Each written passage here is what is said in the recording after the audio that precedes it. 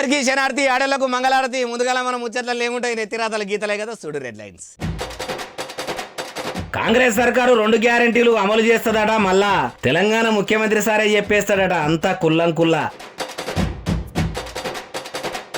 ముక్కునాలకు రాస్తాని ముంగడికొచ్చిండు Kaushik Reddy sir. కొలువుల ముచ్చట్ల అస్సలు బాగలేదట కాంగ్రెస్ బీజేపీల తీరు. Government అధికారులు ప్రజలను అసలే పెట్టొద్దట ఇబ్బంది. ముఖ్యమంత్రి సార్ చెప్పినాక మారాలట ప్రభుత్వ సిబ్బంది. ఎమ్మెల్యే ఎన్నికల నిద్రపోయినట్టుండ్రట కొందరు చేతు పార్టీ వాళ్ళు. కష్టపడి కాంగ్రెస్ వాళ్ళను గెలిపించిరట తెలంగాణలో తెలుగుదేశం వాళ్ళు. ఆసరా పింఛన్లు ఇస్తలేరని గోస చెప్పుకుంటుర్రు రోడ్ల మీద. ఆడళ్ళు మొగోళ్ళు ముసలోళ్ళు చెప్పుకుంటుర్రు బాధ. కాంగ్రెస్ 6 గ్యారెంటీలలో ఇంకో 2 గ్యారెంటీలు అమలు చేస్తాటే ఉన్నాడు మళ్ళీ ముఖ్యమంత్రి రేవంత్ రెడ్డి సారు.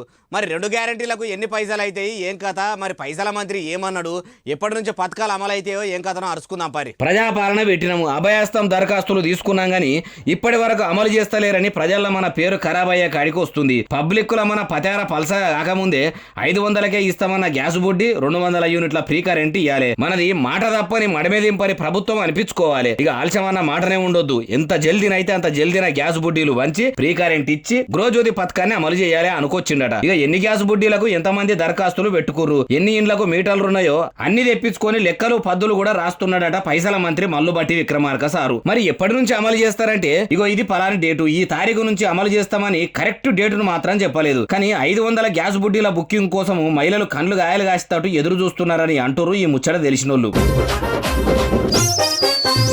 షెయి పార్టీ వాళ్లకు కమలం పువ్వు పార్టీ వాళ్లకు సూటిగా ఓ సవాల్ చేస్తున్నా. దేశంలో షెయి పార్టీ కమలం పువ్వు పార్టీ ఉన్న రాష్ట్రాలల్లో కారు పార్టీ వేసినని నౌకలు వేసిర్రా. తెలంగాణ రాష్ట్రంలో బీఆర్ఎస్ పార్టీ వేసినని జాబులు వేస్తే నేను ముక్కు నాలుగు రాస్తా. ఏమే బాలన్నా బాగానే షరతు కడుతున్నావు పైలమంటారా? అయ్యా మాటలు నేనంటలేను. కారు గుర్తు మీద గెలిచిన ఎమ్మెల్యే కౌశిక్ రెడ్డి సార్ అంటున్నాడు. మీరే ఇనుండ్రి. ఇలా కాంగ్రెస్ బీజేపీ వాళ్ళకి నేను సూటిగా ఛాలెంజ్ చేస్తాను. ఈ భారతదేశంలోనే ఏ రాష్ట్రంలన్నా కేసీఆర్ గారు ఇచ్చిన దానికంటే ఎక్కువ ఉద్యోగాలు ఇచ్చిన రాష్ట్రం మీరు చూపిస్తే ఇదే అసెంబ్లీల సాక్షిగా నా ముక్కు భూమికి రాకి క్షమాపణ కోరుతా. ఇన్నరా పాత సర్కార్లో వేసిన కొలువులు దేశంలో ఉన్న ఏ రాష్ట్రాలన్నా వేసిర్రా. వేసినట్టు చూపిస్తే సారు అసెంబ్లీలో ముక్కు నేలకు రాసి అందరి ముంగట తప్పైందని ఒప్పుకుంటా అంటుండు. ఇక నౌకర్లు ఇచ్చినట్టు గిట్లా నిరూపించకుంటే షెయి పార్టీ వాళ్ళు పూ పార్టీ వాళ్ళు తప్పైందని ఒప్పుకోవాలంటుండు. ఇంకా నయ్యం కౌశిక్ రెడ్డి సారు నేను ముక్కు నేలకు రాస్తున్నా, నిరూపించకుంటే మీరు కూడా ముక్కు అరిగేటట్టు బండకేసి రాయాలని అనలేదు. అయినా ఓట్లేసి గెలిపించిందే ప్రజలకు సేవ చేసి ఉద్యోగాలు చేసి ఖాళీగుండే చదువుకున్న పోరగాన్లను ఆదుకోవాలి కదా. కానీ రాజకీయ నాయకులు అంటే రాజకీయ నాయకులే ఊరు కదా. ఒకరి మీద ఒకరు ఎత్తి పొడుచుకునుడు, ఎత్తి 7 షాట్ల మన్ను గుమ్మరించుకునుడు రాజకీయం లీడర్లకు రాజకీయంతో పెట్టిన విద్యనాయే. చెప్పేది శాతాడు పొడుగు, చేసేది సుతిల్ దారమంతా అంటారు ఈ ముచ్చట తెలిసినోళ్ళు. ప్రజలను జరంత ఇబ్బంది పెట్టినా సరే వాళ్ళు ఎంత తోపుతూరం అధికారులైనా సరే ఇడిచిపెట్టేదే లేదు. తోలు తీసి తొండారికి కడతామన్న తరికలా అనుకోవచ్చుండు సీఎం రేవంత్ రెడ్డి సారు. అగో సర్కార్ ఆఫీసర్లు సామాన్య జనాన్ని ఎందుకు సతాయిస్తారు? ఇప్పుడు ఈ ముచ్చట ఖుద్దు ముఖ్యమంత్రి సారే ఎందుకు ముంగటేసుకున్నాడంటే పురాగా వివరిస్తా పారి.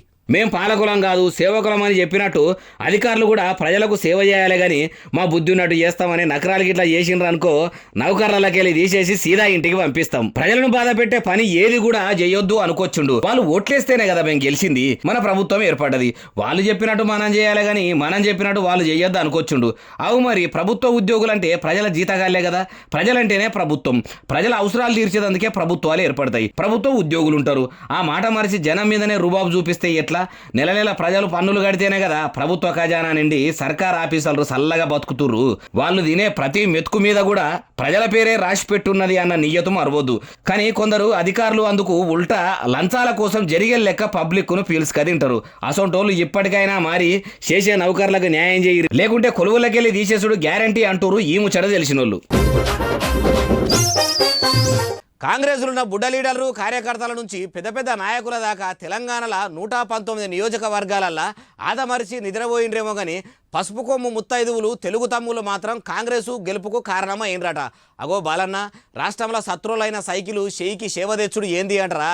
ఈ మాట నేనంటలేను, మంత్రి పొంగులేటి సారే. ఉమ్మడి ఖమ్మం జిల్లానే కాదు యావత్ తెలంగాణ రాష్ట్రంలోని పాత 10 జిల్లాలలో అన్ని ప్రాంతాలలో ఎక్కడైనా కాంగ్రెస్ పార్టీ నాయకులు ఆదమర్చి నిద్రపోయారేమో కానీ తెలుగు తమ్ముళ్ళు మటుకు ఎక్కడా నిద్రపోలేదు.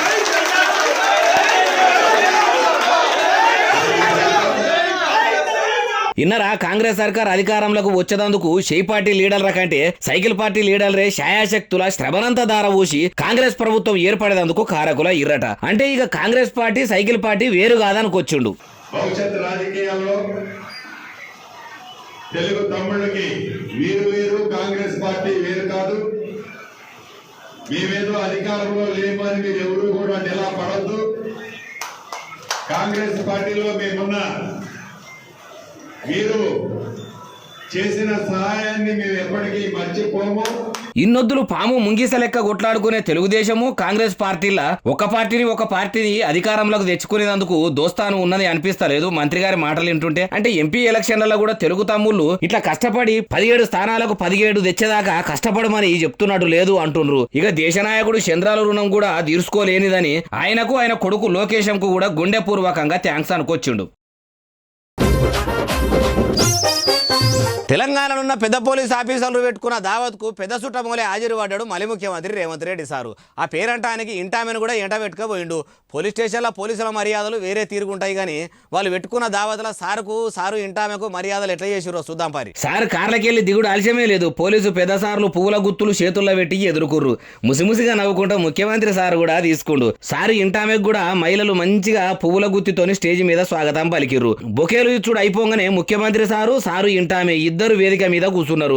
ఆగమైన తెలంగాణను మళ్ళా సక్కదిద్దేందుకు మీ కాకిలు మామూలుగా కష్టపడలేదు. మీ త్యాగాలు మాటల్లో వర్ణించలేని. మీ పనితనం సూపరు. మా ప్రభుత్వంలో పోలీసుల మీద ఎసొంటి పెత్తనం ఉండదు. మీ డ్యూటీ మీరు నిమ్మలంగా చేసుకోరి. రక్షక భటులకు ఎంత స్వేచ్ఛ కావాలంటే అంత స్వేచ్ఛ తీసుకోరి. మిమ్మల్ని పోలీసులుగా కాకుండా మా దోస్తుల లెక్కనే చూసుకుంటాం. మీ ఫ్రెండ్లీ పోలీసింగే మాకు కావాలి. మేం పాలకులం కాదు, సేవకులము. మాది అందరి కలుపుకోబోయే గుణము. రాష్ట్రం రామసక్కదనంగా కావాలంటే మీ పోలీసుల సలహాలు కూడా కావాలి. మీరు కూడా ఎట్లా చేస్తే ప్రజలకు మేలు జరుగుతుందో, తెలంగాణ ఎట్లా బాగుపడుతుందో చెప్పుండ్రు అనుకొచ్చిండట. ఇక మీరు ఇంత మంచిగా సపోర్ట్ ఇచ్చినాక మాకేం డోకా సారు, మీరు చెప్పినట్టే చేస్తామని ఐపీఎస్ అధికారులు కూడా అలాయి బలాయి తీసుకొని హాయిగా సార్ను ఇంటికి సాగదోలిర్రు. ఏపీలో ఎన్నికలు దగ్గర పడుతున్నా కొద్దీ ఎట్టెట్ల రోజులు దగ్గర పడుతుంటే అట్టట్లా ఆంధ్రప్రదేశ్కు కట్టలు పైకాన్ కార్లలో వేసుకొని మరీ జారగొడుతురట. బార్డర్ల పోలీసులు చెకింగ్ చేస్తే 100, 1000, లక్షలో కాదు, ఒక్కటే రోజులో ఎన్ని కోట్ల పైకం పట్టుబడదో మీరే చూడుర్రి.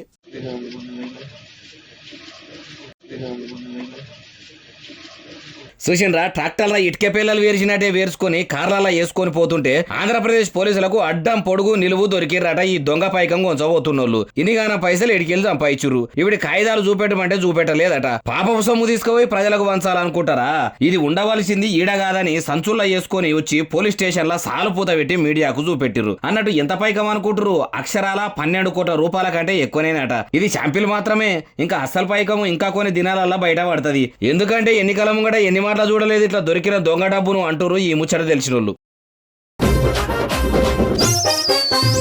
ఏపీలో కాంగ్రెస్ పగ్గాలు పట్టుకొని అన్నను ఆగకుండా ప్రశ్నిస్తున్న జగనన్న చెల్లె షర్మిలక్క ఢిల్లీకి పోయింది. మరి దేశ రాజధానికి ఎందుకు పోయింది? అధిష్టానం రమ్మని ఇట్లా కబురు పెట్టిందా అంటే కాదు. ఆంధ్రప్రదేశ్ గురించి అస్సలు ముచ్చట మాట్లాడేందుకు శరద్ పవార్ సార్ను ఇంటికి పోయి మరీ కలిసింది. ఆంధ్రప్రదేశ్ 2 ముక్కలయ్యాడు. తెలంగాణ ఇటు ఏపీ 2 ఏర్పాటయ్యి ఎవరితో వాళ్ళు చూసుకున్నాము. ప్రాంతాలుగా ఈడిపోయి అన్నదమ్ములోనే అక్కా చెల్లెల్లోనే కలిసి మెలిసి ఉంటున్నాము.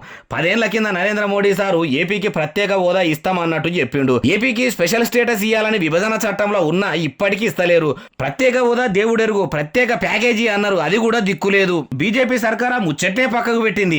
ఆంధ్రాకు ఖచ్చితంగా ప్రత్యేక హోదా ఇస్తేనే ఈడికెళ్ళి గదురుతా, లేకుంటే ఢిల్లీలోనే దీక్ష కూర్చుంటా అనుకొచ్చిందట. ఇదే ముచ్చట్ను శరద్ పవార్ సారు చెవునేసింది. మీరే పార్లమెంట్లా ఈ ముచ్చట లావట్టాలే అనుకొచ్చిందట. సరే అమ్మా నువ్వు అంతగానని చెప్పాలనా, నేను చూసుకుంటా అని ధైర్యం ఇచ్చిండట.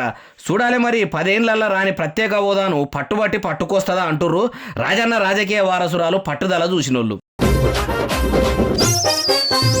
క్రికెట్ ఆటగాడు సచిన్ టెండూల్కర్ అభిమాని బండి మీద పోతుంటే కార్లా ఫాలో అవుతున్నాడు. అగో ఎవరైనా ఫ్యాన్స్ సెలబ్రిటీలను ఫాలో అవుతారు కానీ సెలబ్రిటీ అభిమానిని ఫాలో అవుడు ఏంది అంటారా? మీరు అట్లా అంటారనే వీడియో కూడా తెచ్చిన. ఎందుకు ఫాలో అవుతుండు, ఎట్లా ఫాలో అవుతుండో కూడా చూపిస్తా పాని.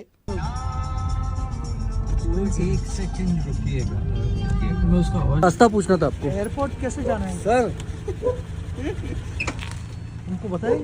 అగో ఫాలో అయింది ఎవరో కాదు సచిన్ టెండూల్కరే. బండి మీద పోతుంటే అభిమానిని గమనించి కారును పక్క కాపి మరి ఇగో బాబు ఎయిర్పోర్ట్ కి ఎట్లా పోవాలి అన్నాడట. ఆయనతో గుర్తుపట్టిన అభిమాని సారు మీరా, నేను మీకు పెద్ద ఫ్యాన్ ను, ఇగో చూడండి డైరీలో కూడా మీ ఫోటోలు పెట్టుకున్నా అనగానే అబ్బా అంగి మీద నా బొమ్మను చూసే నీకు అభిమానం మస్తుంది అనుకున్నా గానీ డైరీలో కూడా ఫోటోలు పెట్టుకునేంత ఇష్టం ఉందని మాత్రం అనుకోలేదు అనగానే ఫోటో మీద ఆటోగ్రాఫ్ తీసుకుండు, సెల్ఫీ వీడియో కూడా దిగిండు. అయినా తీపి గుర్తుల డైరీని ఎవరైనా ఇంట్లో పెట్టుకుంటారు సీక్రెట్ గా, ఇట్లా ఎప్పటికీ బండ్లే పెట్టుకొని తిరిగారు కదా, ఇది తీయాలని తీసిన వీడియో అయితే కాదు కదా అంటారు. వీడియోను పరీక్ష పట్టి చూసినోళ్ళు తీయాలని తీసినా అనుకోకుండా తీసినా ఇట్లా అభిమానులను కూడా అప్పుడప్పుడు కలిస్తేనే కదా ఆనందం అంటారు సెలబ్రిటీలను అభిమానించే ఫ్యాన్స్.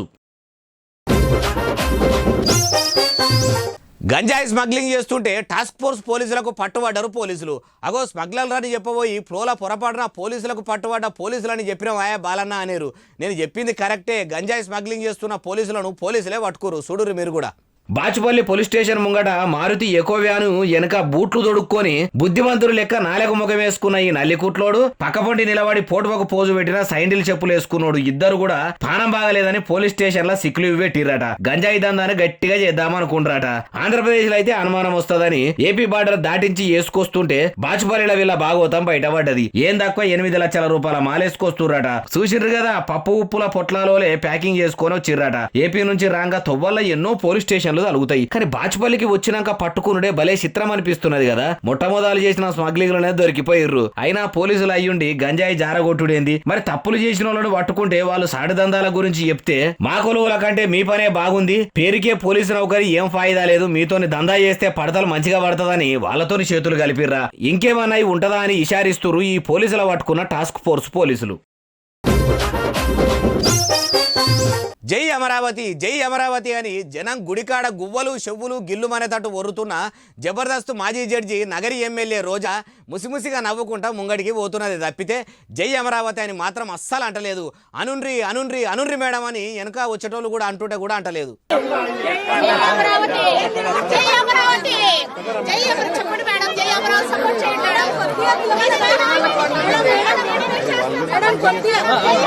ఇన్నరా ఎనుకున్నోళ్ళు నోరు నొయ్యంగా జై అమరావతి అని అరుస్తుంటే జబర్దస్త్ షోల కామెడీ స్కిట్ చూస్తున్నట్టు కిసకిస నవ్వుకుంటా ముంగడికి నడుస్తుంది తప్పితే నా నోటితోని నేను అనా అంటే ఇట్లా జగనన్న ఊకుంటాడా అని మనసులోనే జగనన్నను యాది చేసుకుని ఆడికెళ్ళి ఎప్పుడు జారుకుందామా అని అడుగులేస్తున్నట్టు లేదు. అమరావతి రాజధాని కావాలని ఎన్నో ఏండ్ల సందే అనుకోబట్టిరి. ఎట్లుండాలనో నక్షలు దించిరి, ఎన్ని అర్రాలు కట్టాలనో ఏర్పాట్లు చేస్తున్నామని చెప్పిరి. అడావిడి చేసిండ్రు తప్పితే అమరావతి ముంగడికి పోయింది లేదు, ఆ ముచ్చట ఒడిచింది లేదు. బంకపాక మూలే ఇంకా సాగుతానే ఉంది. రాజధాని అయ్యింది లేదు, ఇంకెన్నేళ్ళకి అవుతుందని ఎదురు చూస్తున్నారు ఏపీ పబ్లిక్ కూడా. నేలొడిచిపోయా ఇప్పటికి ఆసరాపించిన ఇస్తలేరని అమ్మలక్కలు ముసలోళ్ళు ముడిగోళ్ళు అంతా కూడా సడకు మీద పొరక కట్టెలేసి పొర్రు రాజేస్తుర్రు. హామీలు ఇచ్చిన లీడర్లు మాత్రం ఆడికి పోతే మట్టుకు అయ్యా వచ్చినావా రా ఏది నీ ఆసరపించినని వేసినాకనే మాట్లాడేటట్టు అంత మంట మీదురు. మరి చూసిండ్రా అమ్మలక్కల ఆవేశం ఎట్లున్నదో. ఇయ్యాల రేపు మాపు పింఛను వస్తుందని దావఖాన ఖర్చులకు తమలపాకు సున్నము కాసు ఖర్చులకు ఎల్లుతాయని ఎదురు చూస్తుంటే పింఛన్లే వడదలేవని పిచ్చి కోపం మీద ఇట్లా రోడ్ల మీద కూసుర్రు. మాకు మర్యాదగా పింఛన్లు వేస్తేనే సరి, లేకపోతే ఇడికి లేచేదే లేదు అని జిద్దు మీద ఉండ్రు. అమ్మ మీరు ఇక్కడ కూర్చుంటే ట్రాఫిక్ జామ్ అవుతుంది తప్పితే మీ పింఛన్ ఏడొస్తుంది, పోయి లీడర్లను అధికారులను అడిగితే ఎప్పుడు వస్తుందో చెప్తారా అన్నారట. మరి ఇచ్చే పింఛన్ కు డబ్బులు ఇస్తామని దొడ్డు మాటలు చెప్పిన కాంగ్రెస్ లీడర్లు ఏం కమాయి చేస్తున్నట్టు? హామీలు ఇచ్చేటప్పుడేమో 4,000 వేస్తామని అనేది గెలిచినాక ఇన్ని దినాలైనా ఇప్పటికి కూడా వేసింది లేదా చేసింది లేదా అంటుర్రు. ఆసరా పింఛన్లు ఇయ్యలనో రేపో పడతాయని ఆశగా ఎదురు చూస్తున్నా ఏ ఆసరా లేనోళ్ళు. అన్నట్టు ఈ జంగు ఏడలేసిందో చెప్పలేదు కదా, నారాయణపేట మండలంలో ఉన్న జాజాపూర్లా మనసులో కొందరు కొట్టేదందుకు వస్తున్నట్టే బొగులు పట్టిస్తుంటారు కదా. సేమ్ టు సేమ్ మక్కికి మక్కి డిట్టు అచ్చం అట్లనే ఓ ఏనుగు కూడా తొవ్వంటి పోయేటోళ్ళను తొండెం తోక ఊపుకుంటా ఉరుకొచ్చి మరీ భయపట్టిస్తున్నది. ఏనుగంటే ఏనుగైనా అయ్యా, అడవిలున్న సడకు మీద దాని ఆగమెట్లున్నదో సుడురి.